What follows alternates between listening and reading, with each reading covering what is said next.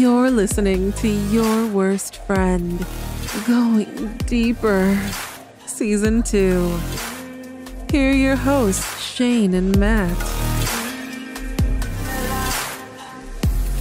You're listening to Your Worst Friend with Shane and Matt, Going Deeper, Season 2. Today, we have an especially special guest with us today. That's a really stupid use of alliteration, I think.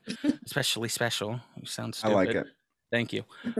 You can find her all over the internet. I mean, she is a massive success right now, and I think only growing bigger. We will talk about where her career's been, where it's going, where she'd like it to go, things she wants to do, things she doesn't want to do, everything along those lines. And we hope to go in depth on this one. Today, we are joined by Loni Legend. You can follow her everywhere. On Twitter at Loni Legendary. Yes, that is really her. She got into an argument with the Twitter people, I assume, at some point and got booted off. So she has less followers than she deserves. She needs a lot more. I'm thinking 3.5 billion, maybe half of the world, excluding the religious people. And no, them too. Okay, so Let it's them have a piece. Loni, Loni Legendary on Twitter. On Instagram, you can follow her at Loni, LONI.legend.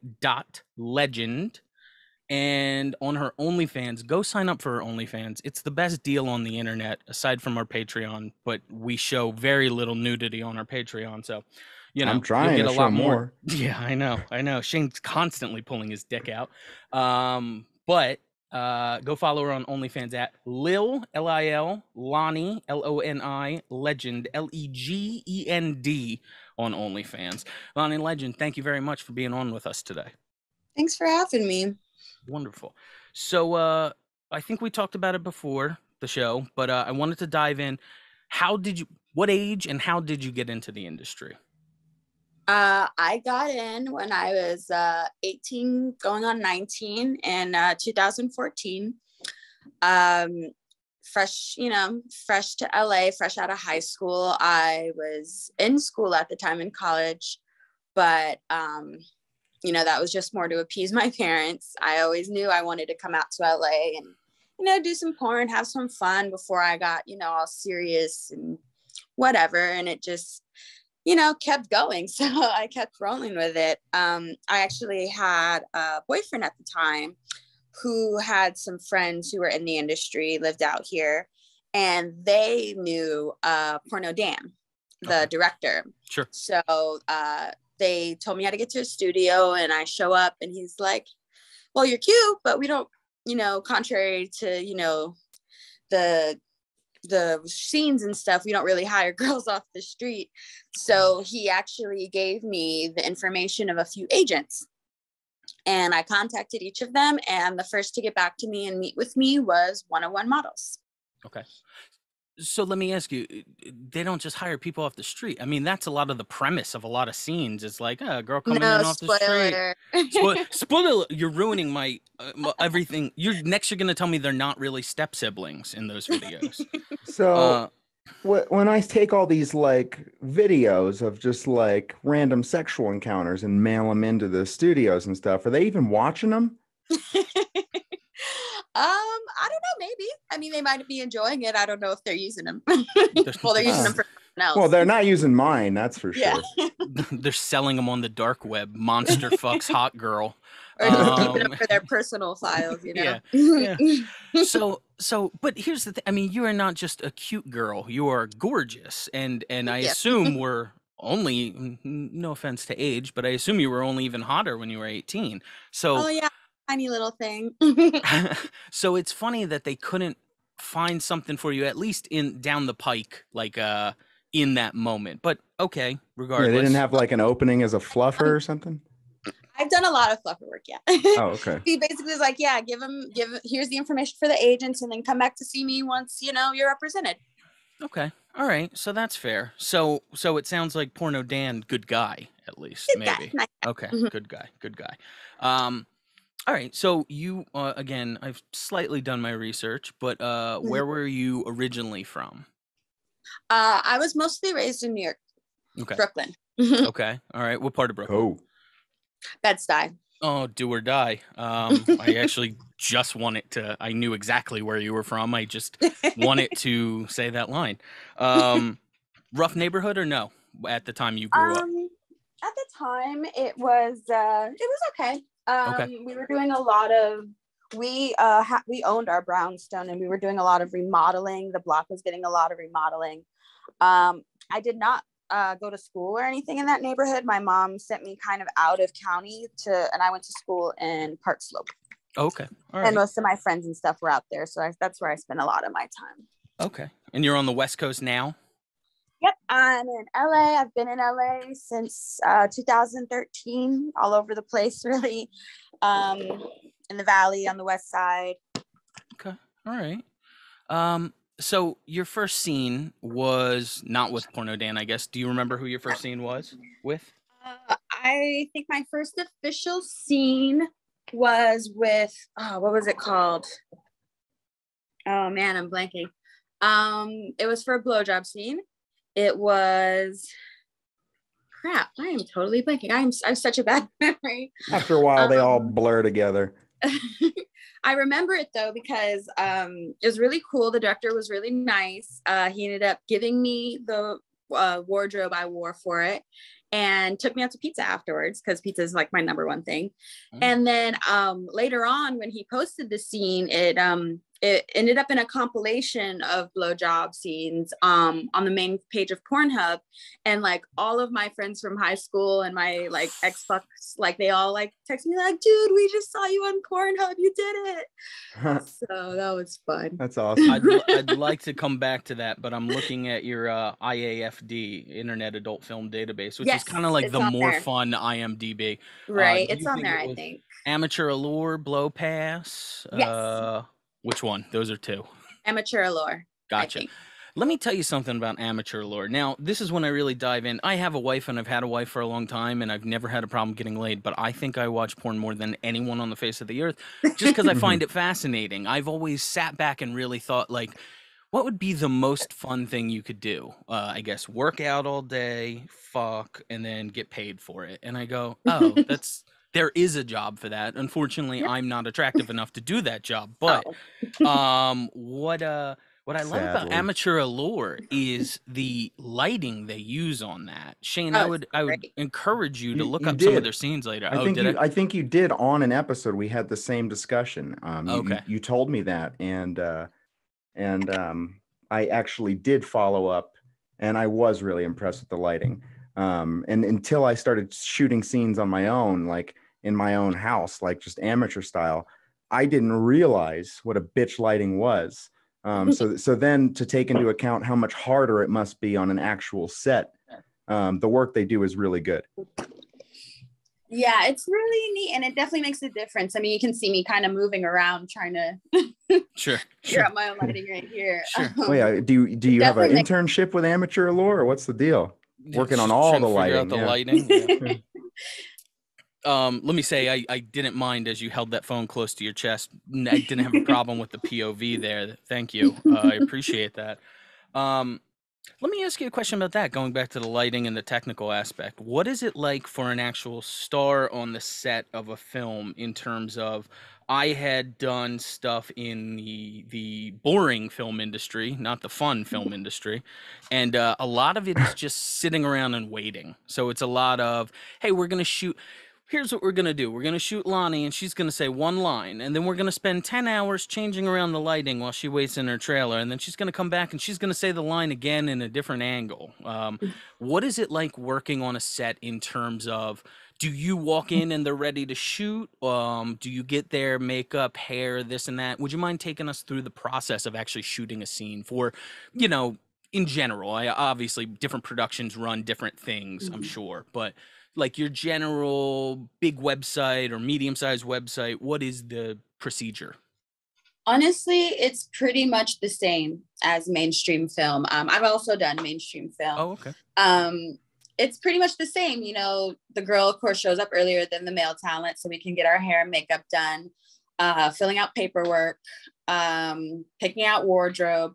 And while we're doing all that, the crew is setting up, the first shots and, running through and, usually if it's a script or anything like that, we're getting it ahead of time. So, then once we get there, the director kind of gives it a breakdown. Usually We'll do intros. If there is an intro story, you know, set up, and, you know, maybe that's done a couple of times, depending on, you know, like you said, getting different angles, getting different lighting.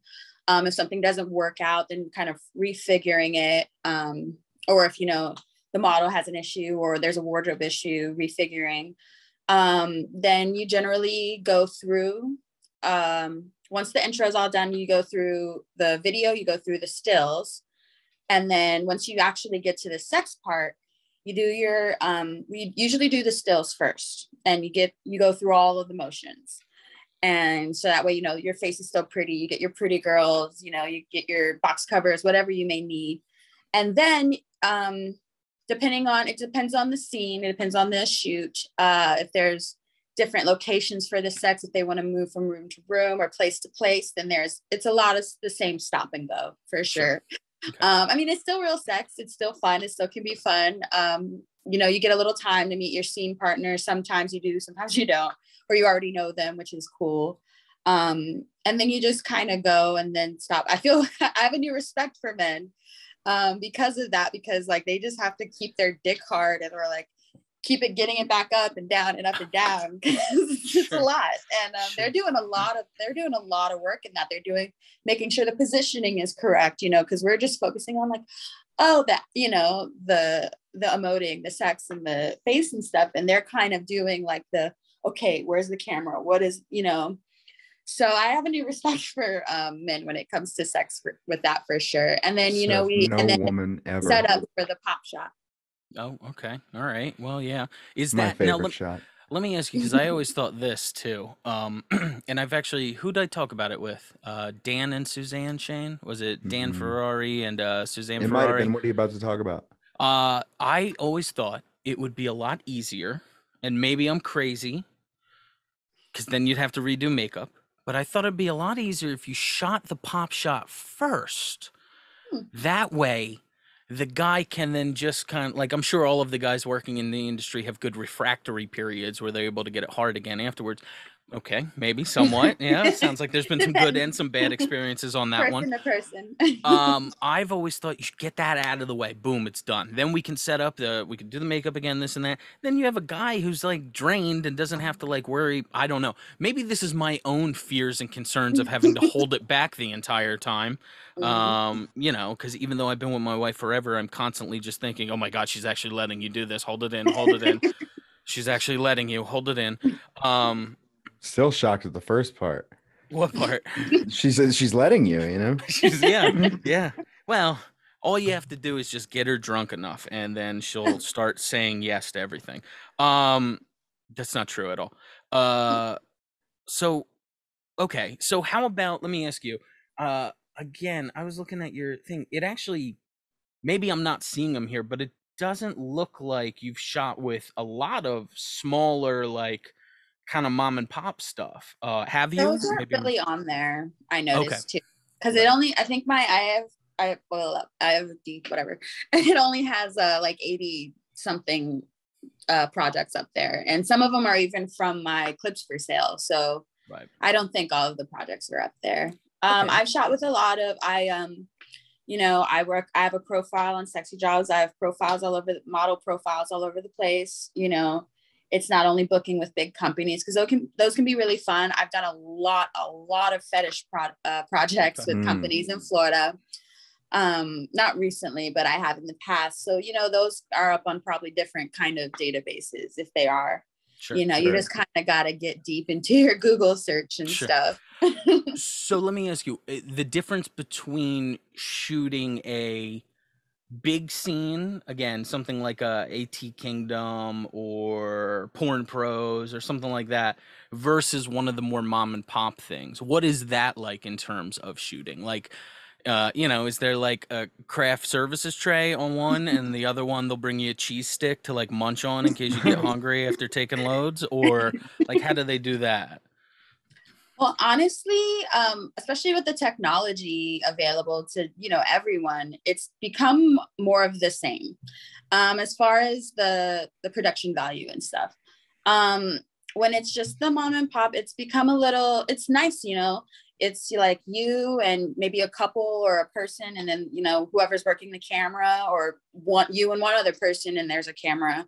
And, you know, it's nice. They'll bring you snacks. They have like drinks and stuff. And, you know, we can take our time. We can chat. We can, you know, get to know and have more fun with it. It's a little more loose.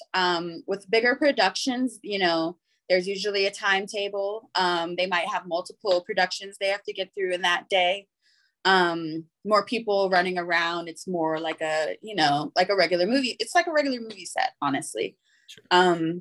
They're both fun. They're both fun. I definitely enjoy being on camera. Sure. Either way.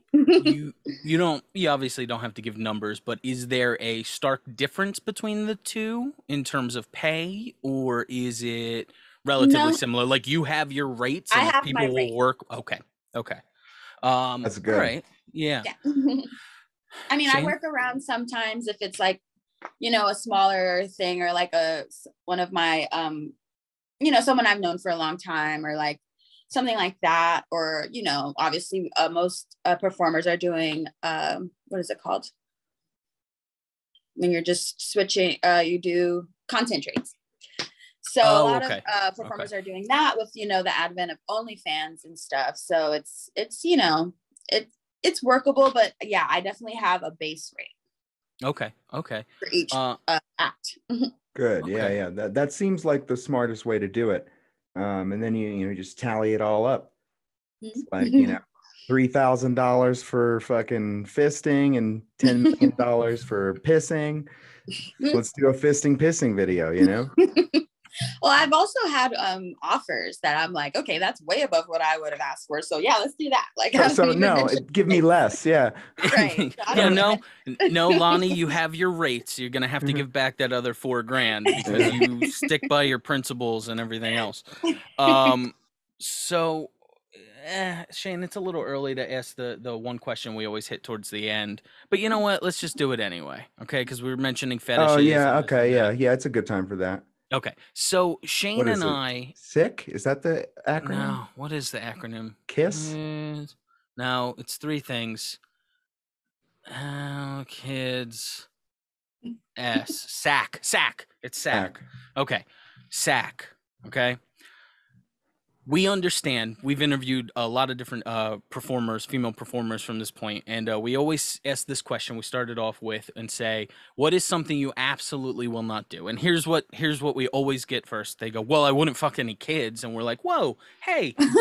No one was assuming that. No one was like, "Well, Loni probably fucks 8-year-old." Like, no one thought that from the beginning. So SAC to us is shit, animals, and kids. Those are obvious no's. We already know you're not doing that. We understand no. And maybe some girl's going to hit the S one day and we're going to really dive into, you know, what happened. But say those are off the table completely. We understand that and we appreciate you as a human being for letting those be off the table. What is something else that if I set a dollar amount for you, you go, no. Still not doing that. Like Sara Jay, when we interviewed her, Sara Jay's never shot an anal scene in her life. Love her too. She was so open and honest and great about stuff. But she's never shot an anal scene in her life. To my knowledge, she told us she never did anal. She said she had offers of $10,000, $15,000 to shoot a scene, and she still said no. Is there anything that you go, again, outside of SAC, is there anything you go, yeah, I'm not interested in doing that? Any amount, not interested in getting involved with that? Well, I haven't done anal for camera. I've done it a couple times in my personal life, and I've done toys. Okay. But right now I'm not shooting anal, and I've gotten a lot of slack for that. But it's not an absolutely no. Okay. I don't know. I've done a lot of stuff. I don't I don't mind, you know, BDSM. Like, I don't mind the spankings and the tying up and like stuff like that, but like extreme. Oh, you know what I don't like? I don't like throwing up. The throwing up, the extreme like facial abuse, like extreme. Like, I don't mind, like, you know, spits and in gags and bubbles, but like extreme throwing up is just nasty. So like punching. Yeah, like don't punch me in the face. Like that's too much. It's funny you talked. We had a much different. Shane, I'm pretty much going to tell the story every time we interview a female performer, but it's funny how generations have changed. Shane and I graduated in 2006. So it's funny that when you first got into porn, all your friends were contacting you like, "Oh my God, look at you! You're on Pornhub, this and that." At my graduation party, we had a girl that everyone went to middle school with, and then our schools split in high school. So she went to the adjacent high school from ours, right? But everyone knew her, but she was in a different school. So she shot her first scene freshman year, Jesus Christ, no. Senior year of high school when she had turned 18. And that was with facialabuse.com. Yeah. So no offense to them, but not. Oh, no. Well, you know what? Totally fair if you want to say no offense to them. You never know where your career is going to go. You may eventually develop whatever. You may get facially abused. You never know. We've talked to a lot of girls who would say fuck them more than no offense to them. Either way, regardless, whatever anyone wants to do, I'm not against it.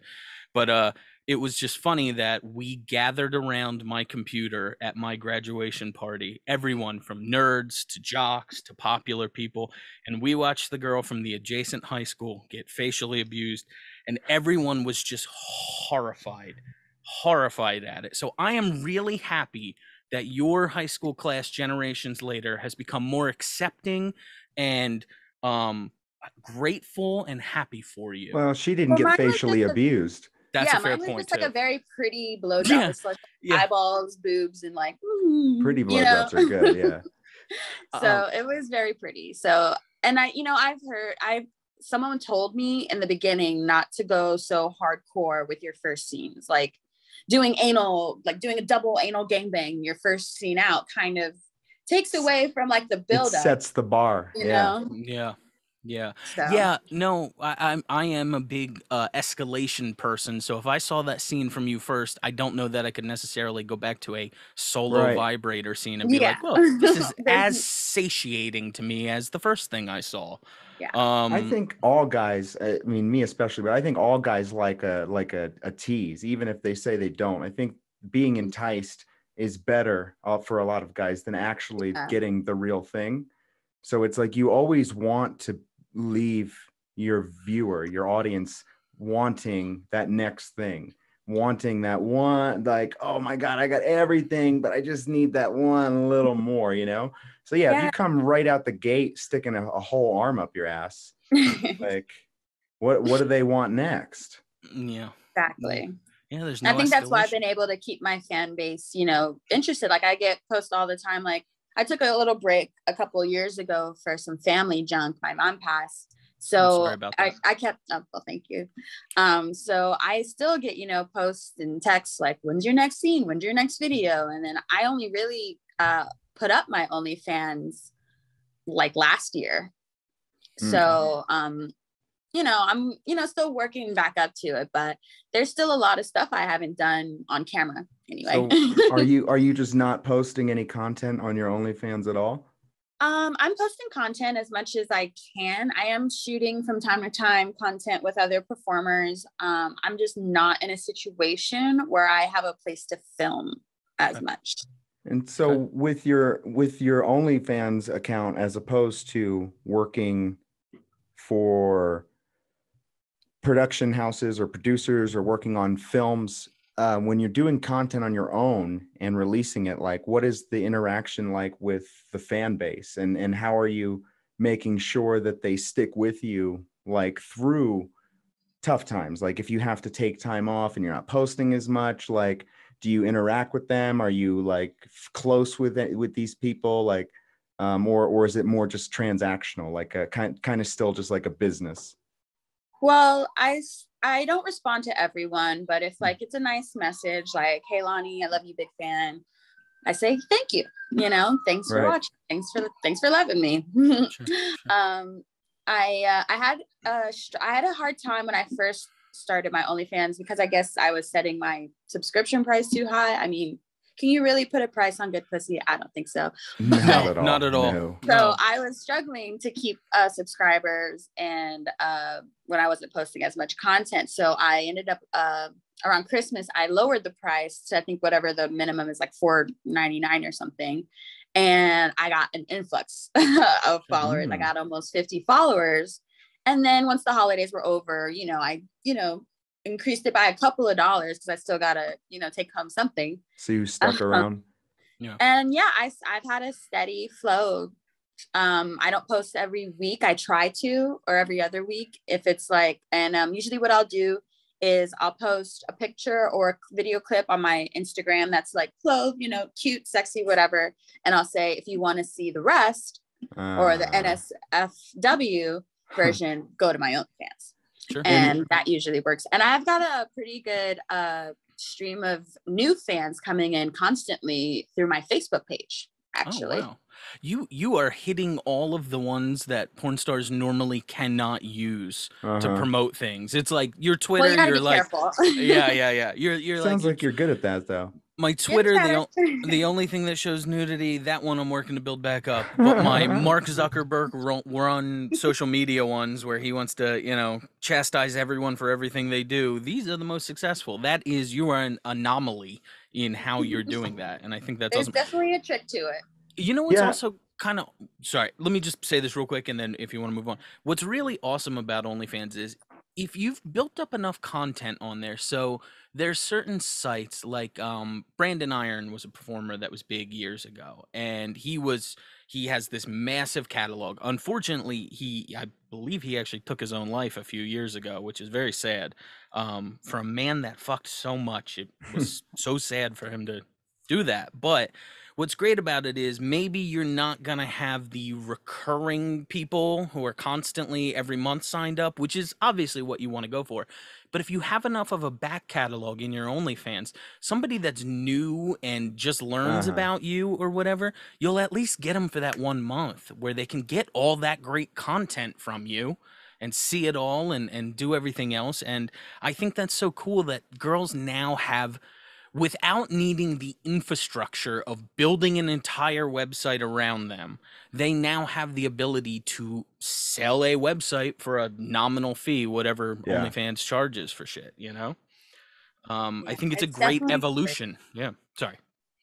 Oh no, I was just agreeing with you. No. It's a great way to and it's like more of a mainstream platform. So like, I still have my clips for sale up and running, but I sell a clip every once in a while, but it's not as popular.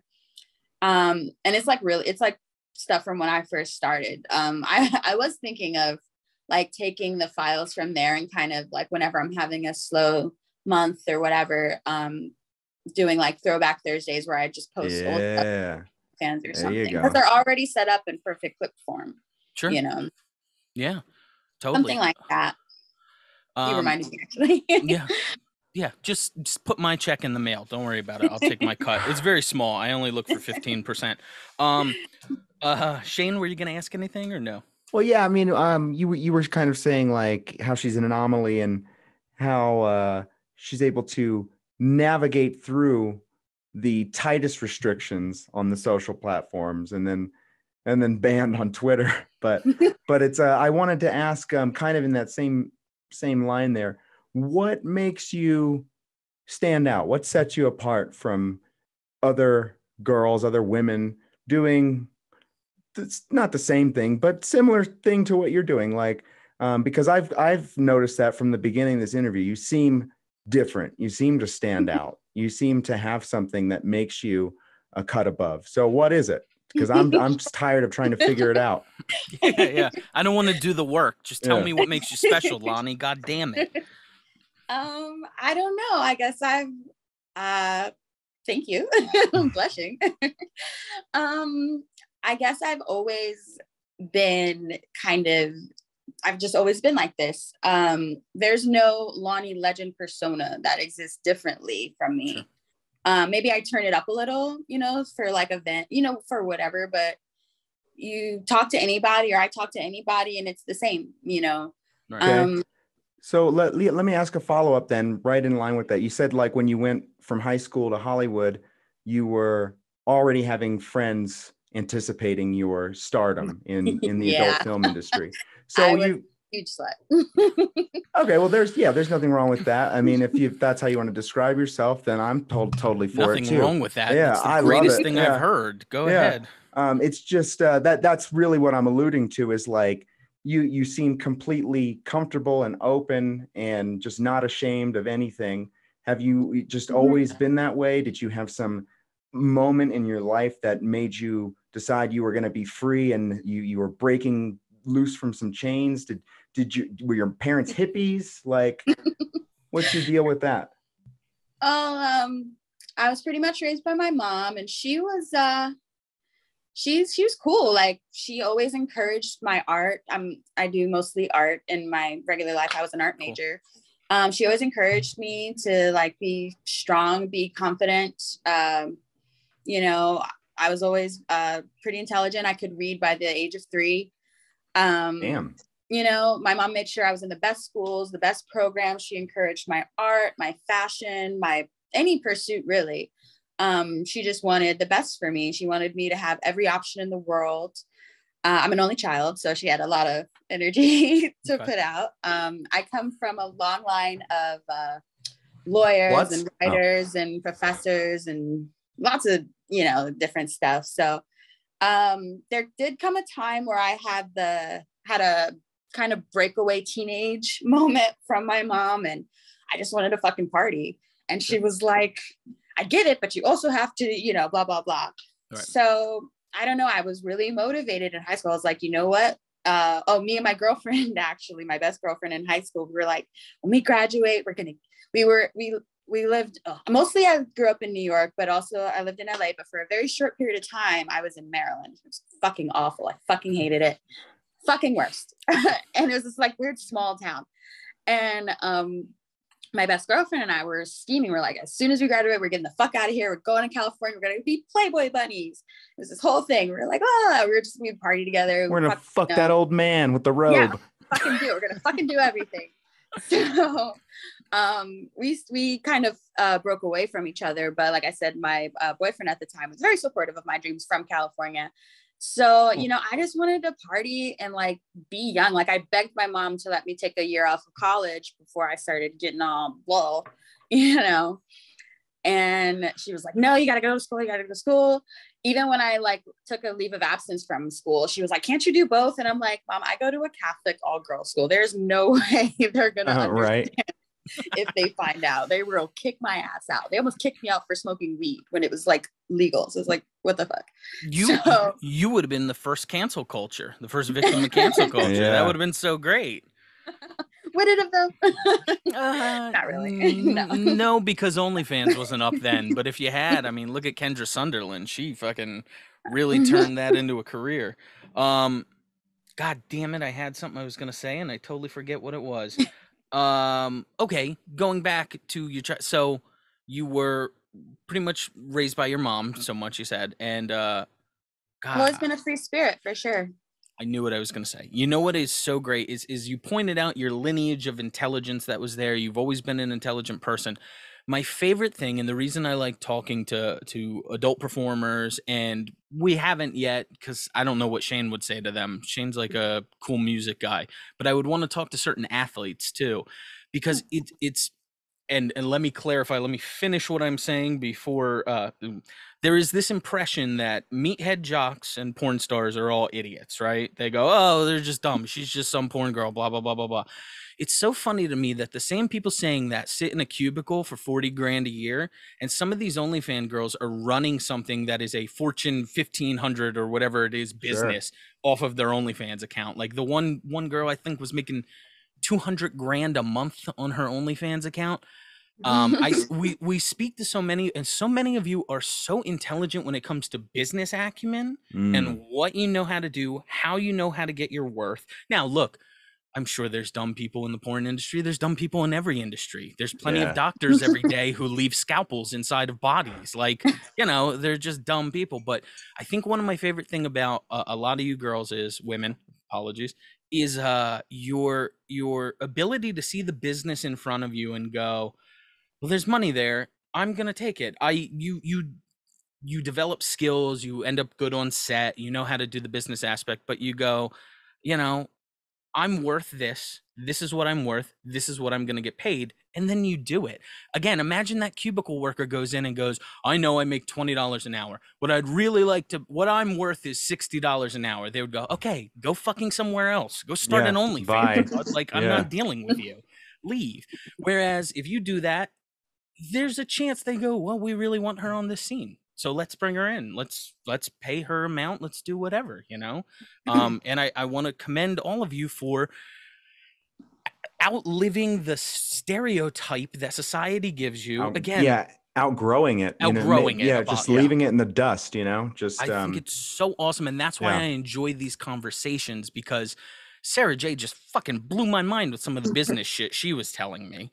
Like, you're saying this now, obviously I'm an ugly guy, you're a hot woman. If someone said to me, you know, we're gonna pay you $50 for this scene, I would be like, oh really, do I get a fucking sandwich with that too? Or, like, I'm not a good business negotiator. You think you could give me a ride though? Yeah, can someone pick me up? Like, I'll take an Uber pool if that's necessary.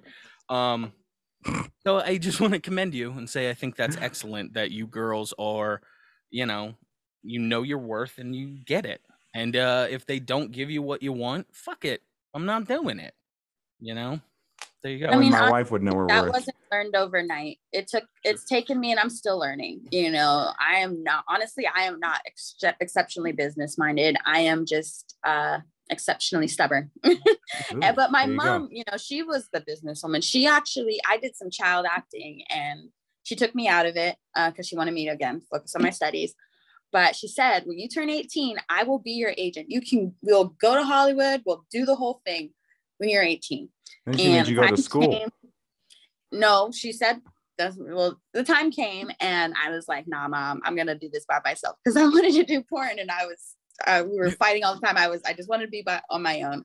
So she was really the business minded one, but I've met so many cool people, and I have a strong enough personality that I have been able to, you know, with help from others, obviously fend for myself and, you know, attract good people to me who can help me fend for myself or help me learn better skills and things. So it doesn't come all at once, for sure, but you definitely have to have a baseline kind of strength and personality to do this and not to do this. Anyone can, you know, get up on that camera the first time, but it takes certain things to stay in.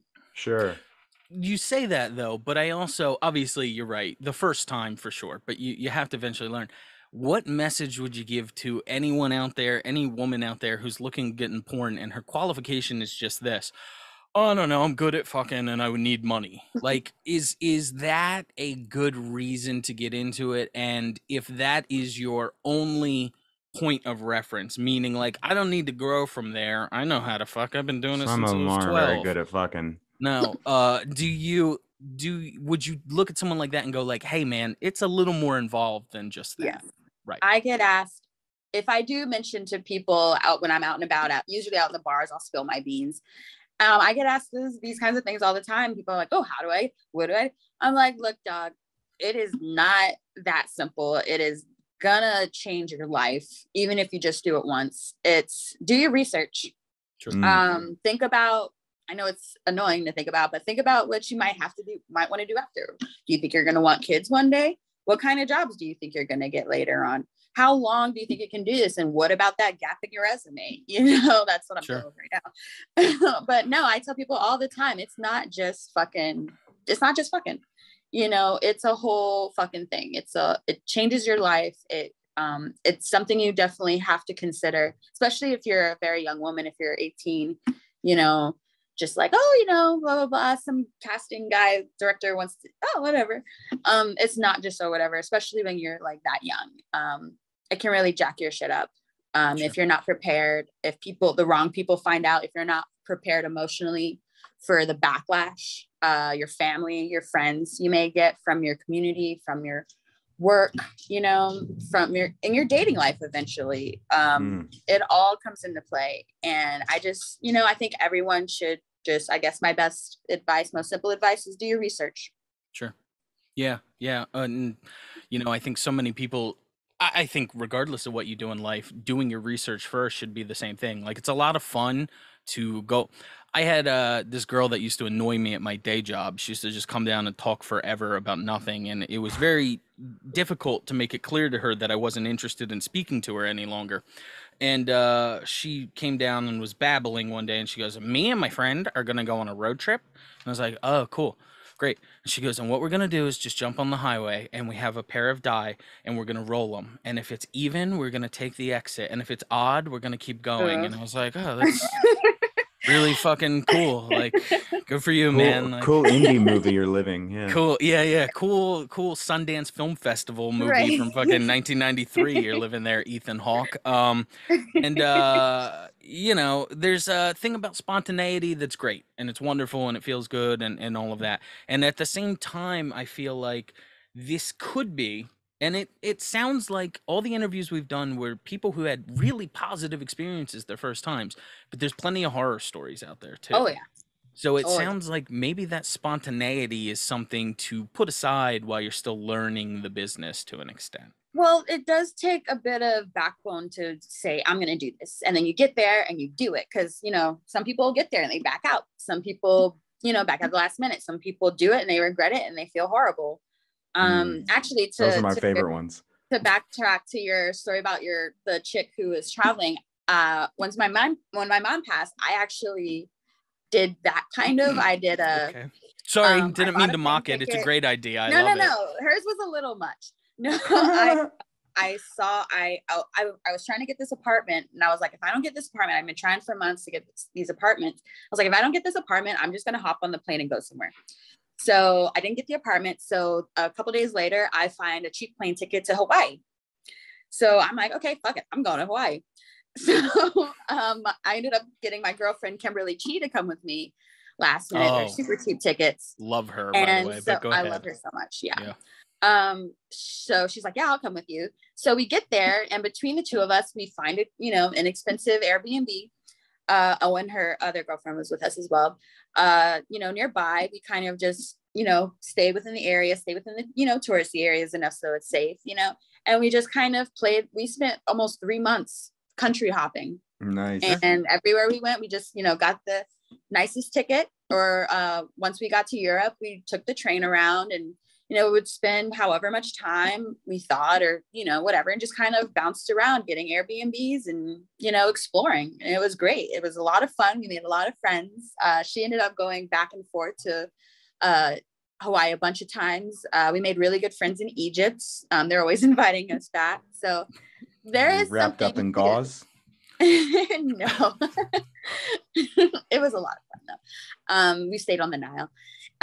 So, you know, there is something to spontaneity. You got to have like that kind of adventure lust, that kind of spark that's like, okay, I'm going to do it. Wanderlust. Yeah. You know, the wanderlust. You got to say, fuck it, I'm going to do it. But you also kind of, it's like a weird balance of, yeah, I'm going to do it. And yeah, okay, let's, you know, figure out just a little bit.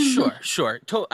Yes, I agree. That is a good way for life. But had you said, like, let's just put our finger on a map and pick a place we're gonna go to, and then you put your hand down, and it's Afghanistan. Yeah. I would go, you know what, Loni, maybe do the finger thing again and just kind of block out the section where all the wars are constantly going on. She ends up in Ukraine next week, and it's like, this is a bad idea.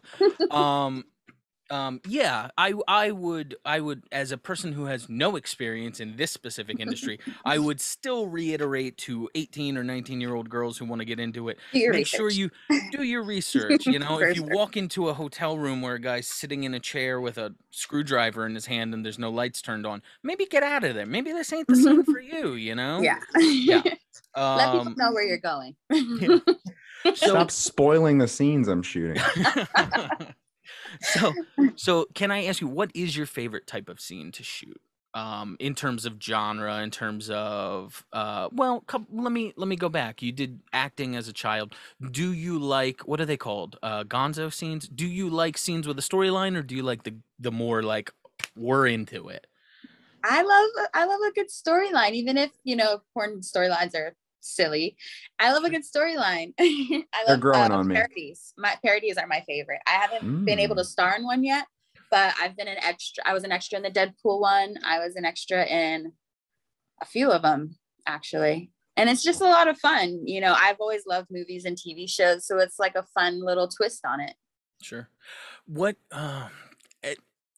no offense, I've never understood the need for the parody ones. Now, let me ask you, what do you love about them? Are they funny? I've never even watched one, honestly. It's just funny. It's a lot of fun. Plus, you know, you watch certain, you know, movies that are, you know, rated R or TV-14 anyway. It's like, you know, that might as well have been, you know, a sex scene, because softcore porn or soft porn scenes are so annoying. I will say that's the worst. It's just like, I hate faking it. I'm not faking my scenes. Like, everything you see is real, unless it's like we're doing a still. But even then, if we're doing the still, the dick is still inside me, or the finger is, or the mouth is on, you know, it's still, you know, real. Sure. But I don't like, but it's fun. It's just a lot of fun.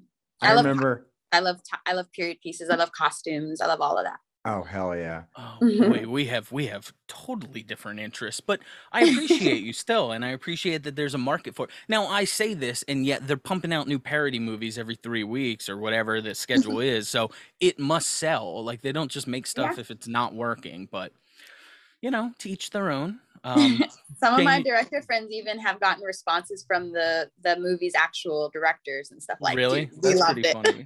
That's really funny, actually. Too, yeah. You know what? That would be a good feeling. Yeah, I agree with that. Shane, the movie I always wanted to make. Shane, did you have a question or no? No? Oh, I was going to say, I do remember, to the soft core point, I remember as a kid, like, you know, a teenager, maybe like being like 14 or something, I had like an HBO movie recorded on VHS, you know, and then like after the movie ended and the credits ended, like I had the tape had recorded the softcore porn that came on after. Yeah. And as a teenager, I didn't realize that like the softcore scenes is fake. So I was watching this scene like over and over as a teenager, thinking like that they were really fucking, you know. And then I remember seeing like, I think I had like paused it once, because like, whoa, is that like, did I just see the dick go in the pussy? Whoa. And I paused it, and I remember being like, that's not his dick. That's a pillow. There's a pillow in between the two of them. And I was so fucking mad, dude. Yeah, it ruined it. It ruined it for me. Yeah, it's like it made it like a quest. It was a hunt. I need to see the dick actually go inside the pussy. I need to know what it looks like. Well, that's a cool job that exists, which I bet they hire porn stars for. I've been meaning to look into it. Is the softcore coordinator. Okay. Like the person who does basically the what would you call it? The oh man, I'm blanking right now. The choreography? Yeah, the choreography for the softcore porn. There's like a specific job for that. I think that's interesting. Yeah, no, I'm glad too, because I'm glad it's not just some guy like, oh yeah, this looks fine. This is how it's supposed to be. No, the bone choreographer. When I was in film school, all of my teachers were like, Matt, you know you're gonna end up just shooting porn someday. And I was like, yeah. They were like, you put in no effort in this. You didn't do any special effects. Like, it's cut poorly. It's whatever.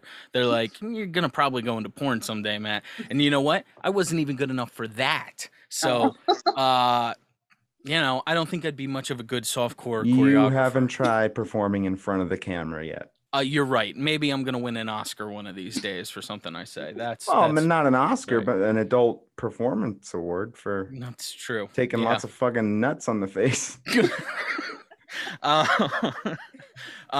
So let me ask this comfortably. I don't know how to, but I have seen you described, and you know what? Maybe this is part of the reason you are successful in what you do, and kind of the interest people might have in you. I've seen you described category-wise, which some women like, some women don't like. Sara Jay really hates when you put different categories on different things, and I respect that. But I have seen you described on some websites as a beautiful Asian girl, a beautiful Black girl, you know, they haven't called you a Martian yet, but, you know, go ahead, Shane. Before you finish, I was going to say, like, if you were going to come to me with another question, I meant to ask at the beginning, you Filipino? Wait. Don't answer. Don't answer. We're going to take guesses. Shane, what Are you comfortable with that, Loni? Can we Yeah, guess go for your it. ethnic background? I promise you, we were not in DC on January 6th. We are good baseline people, non-Nazis. Shane, what would your guess be for Miss Loni Legend? Who And let me just plug one more time, if you would, please. Instagram Loni.legend, Twitter Loni Legendary, and OnlyFans LilLoniLegend. You can find her on all of those sites. You are going to want to sign up for everything she has. You're going to want to give her your money. I don't know if she does FinDom stuff, but fuck it. Give her your money and she'll be mean to you anyway. Although I doubt it, because she seems like a real sweetheart. So, Loni, if you would, Shane, Okay. what is your guess? And I'll preface it too real quick. My wife is Filipino and she plays this game when she meets Asian people. So I learned it from her. We went up to an Asian dude once and she said, "What kind of Asian are you?" And I was like, "Is that something that you guys can do?" And she's like, you go, "Sweetie, are you allowed to do that? Because I certainly cannot." Okay, I am just a white man. No.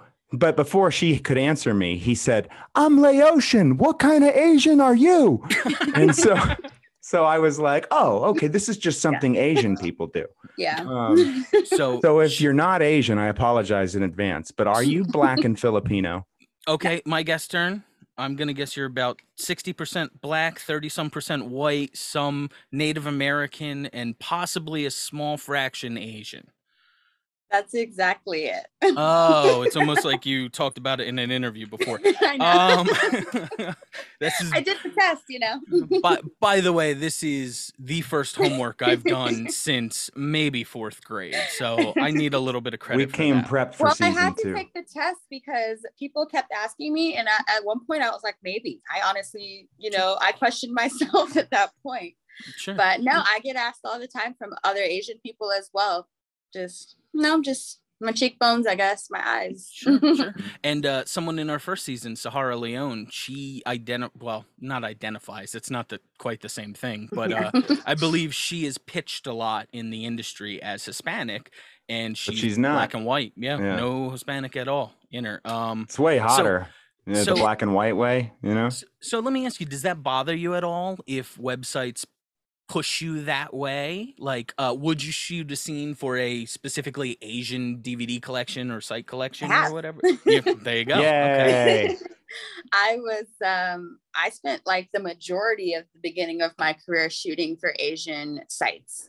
I just see it as role playing. I did the Asian Model Palooza 3 years. Fuck yeah. A lot of my porn girlfriends are Asian, and at one point I had to ask them, like, does it bother you that I'm doing this? Because I need the shoots and I need the money. And they're like, no, girl, they have us do some fucked up shit too. Like they make them do fresh off the boat, like can't speak English, really bad, like horrible accents. Like I made my wife do that a lot when we first got together. So I asked them, they said, no, it's cool, girl, do you. Like I would never disrespect, you know, any community. I wish they would put me more as, you know, a Black woman, but you know, it's always about selling the fantasy, you know. I know I'm light skinned as hell, but whatever. You know, my dad's half white. So, okay. You know, it is what it is. And the way I wear my hair, you know, kind of attests to, like, it's usually long and straight and black. So, I mean, it's the look, you know, it's fine, I guess. I was in the orgy for, I think, Blacked. And so that was kind of, I was like happy about that. I was happy they cast me for that. It won an award one year for best group scene. So that was cool. So it was cool. And you know, I'm friends with a lot of the Black performers in the industry. I had shot with them, you know, it's just when it's the websites that are the producers who are choosing these things. You know, and it's still, I've even shot one thing and they still called it interracial, even though my scene partner was Black. So I'm like, okay.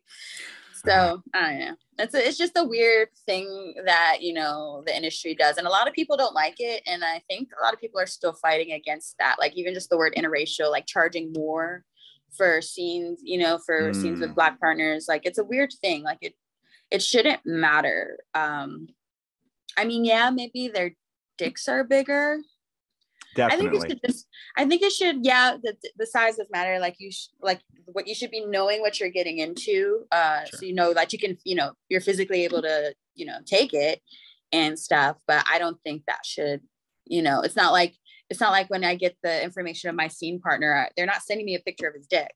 You gotta look that up on your own. Their dicks are bigger. That's always been a weird thing. You're talking about podcast hosts, obviously. Bigger dicks, I understand. All right, we're gonna wrap up in a few minutes here, but what I did want to cover, okay, it's become my new favorite go-to Gonzo website in the last X amount of years. Again, beautiful wife. If I showed, she looks a lot like I don't know if you've ever seen in the industry Charlotte Sartre. Okay, my wife is gorgeous, total the type I look. Daddy issues, goth looking, my thing, okay? But I do enjoy looking at porn. And you were on one of my favorite sites early because you didn't have your name, or they made you take a different name, which is a good question. What was your experience like shooting with Glory Hole Swallow? Really leaves no... You saw that? I can't find that. It's, well... Again, the site name gives no allusion to it being anything other than what it is. There's no tease. Yeah, there's no tease with that. It's not like going to Carups, or any of the other ones. No, it's right up there. So in that scene, they gave you the name Nora. Was that an early scene of yours, or did they just do that because I guess the original intent of that website was like, hey, just chicks you meet off the street? Yeah, it was that kind of thing. Okay. You don't look like a Nora. That was like maybe halfway into my career. Now, here's my question. Does that piss you off when they give you a different name? Because if you're trying to build a brand and trying to build, yes, you're getting paid, but I don't know if you're making, I don't know, actually, this is kind of a question. Are you making any extra for that? Like, here's an extra $300 because you're not getting any brand recognition off of that? Like, if I had, here's Matt's going to be, at a Glory Hole Blown, guys. I want my name up in lights. Hey, this is Matt. This is him choking deeply. You know? That looks a lot like Denzel Washington. No, it's Bernard Humphries. Are you sure it's not Denzel Washington? No. Well, it is, but we made him take the name Bernard Humphries for this movie. Yeah. And if he wins the Academy Award, they're going to engrave Bernard Humphries on the award. So, Nora, if you would please, could you tell us anything about that? Like, was that a good experience for you, or was it a bad experience, or? It was a fun experience. It was good pay. I got to take home a few toys. That was cool. Okay. What was it? Just a piece of plywood with a hole in it? Record guys that day in record time. That was awesome. My belly was so full on the plane ride home. I almost got sick. Like, can't imagine. Yeah. Go ahead. Sorry. I've never really had to do that other than a couple of times. And it's just for the illusion of that particular website's theme or whatever, their spiel. And, they say we'll have you back, but they're like, oh, because who is that? But, once someone recognizes you, it's kind of over. Really? Right. So yeah. it's the mystery is busted, and there's no point.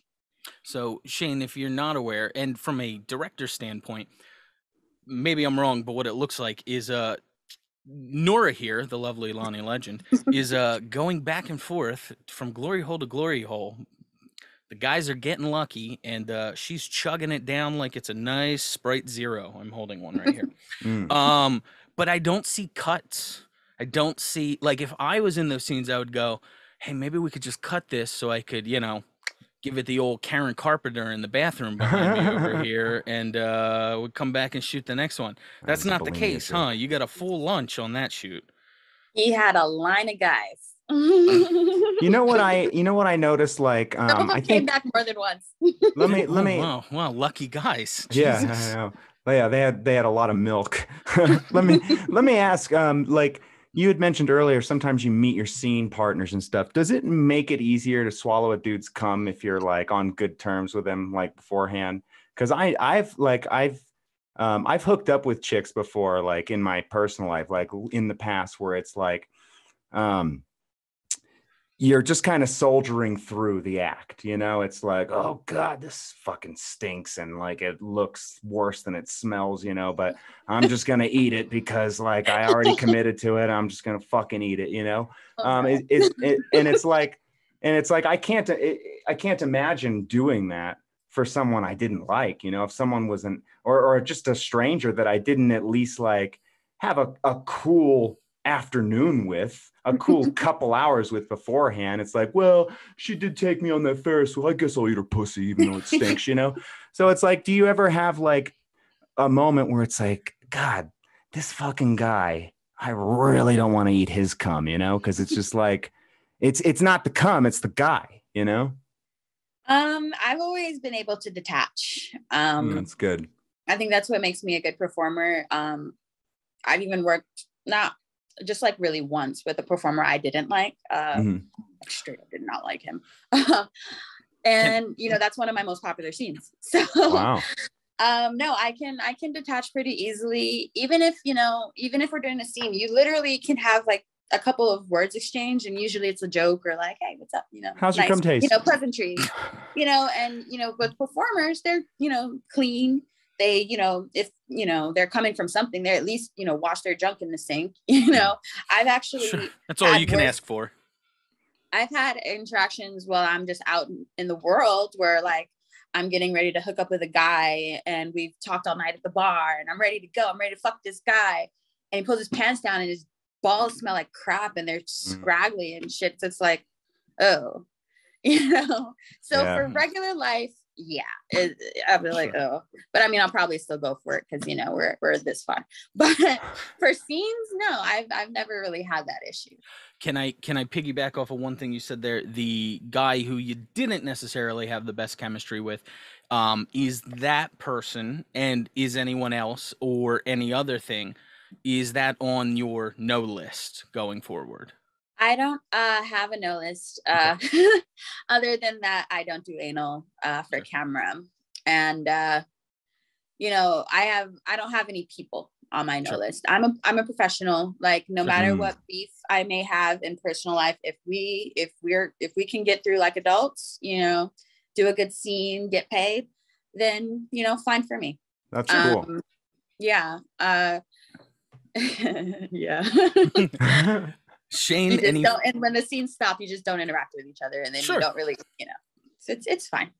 That seems awkward to me. Like I would have such a tough time with that. I'd be like, God, I hate this bitch. Okay, I just fucked her. All right, I didn't love it. Just gritting through my teeth. I can't believe I'm coming inside this fucking bitch. Yeah. Actually, I had that thought when I was like sucking. He's like moaning. I'm like, you don't deserve this. Don't be enjoying this. See, that's what I'm exactly. So you get it. Okay. Now, yeah, you understand why I asked the question. Yeah. Yeah. Shane, any final words before I ask my final thing here? This was a blast. This is a welcome return to this series for me. I had a lot of fun.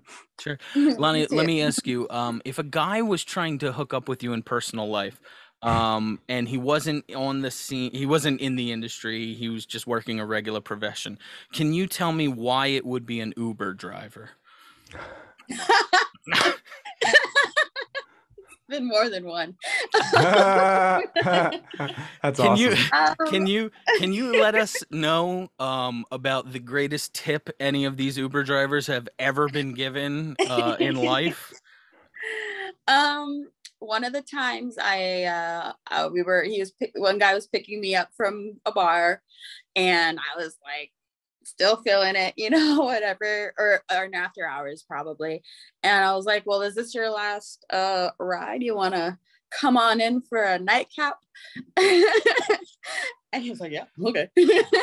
Or one time the guy was like, yeah, it can be my last ride. I'm like, all right, get in here. One other time it was, and he was never seen again. One other time it was just in the back seat, you know, outside of my drop on the cases of water. I'm small. I can fit in the back seat. on those beads to make sure your back doesn't hurt, like New York taxis. Yeah, sure, those massaging beads. Okay, well, Drunk and horny. Christ. Drunk God. and horny. God, what a bunch didn't meet anyone at the bar, so drunk and horny last resort. As a sober guy, bars sound like a good place to hang out where she's right. Oh, hey, Loni, how you doing? Yeah, I know I'm from Jersey, but I'm just in this bar. I'm the DD for the bar. Yeah. Never Jersey. Oh, please. No. Stop with that New York elitism. As long as we can agree that Philly is the worst out of the three, then I'm fine with that. Okay? Yeah. Philly's a shithole. Anyway. An open sewer. Let me get these plugs out of the way one more time. Please, I am begging you. I will post this in the show notes and everything else. Please go follow Loni. She's been phenomenal to talk to today. On Instagram, Loni.legend. On Twitter, Loni Legendary. Though by the time this comes out, it might get banned again. Who knows? Whatever. I'll change the show notes if I need to.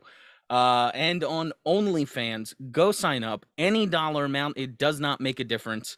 It is worth whatever she charges for it. Okay. She's phenomenal to talk to. And that she's more fun than anyone I've spoken to today, and I've been talking to Shane all day. And I mean, she's like the second hottest person in this room after me, so I appreciate it. That is LilLoniLegend. Loni, thank you very much for coming on with us today. It was wonderful talking to you guys. This was fun. Oh, yeah, I like that. Thanks for listening to Your Worst Friend. Going deeper.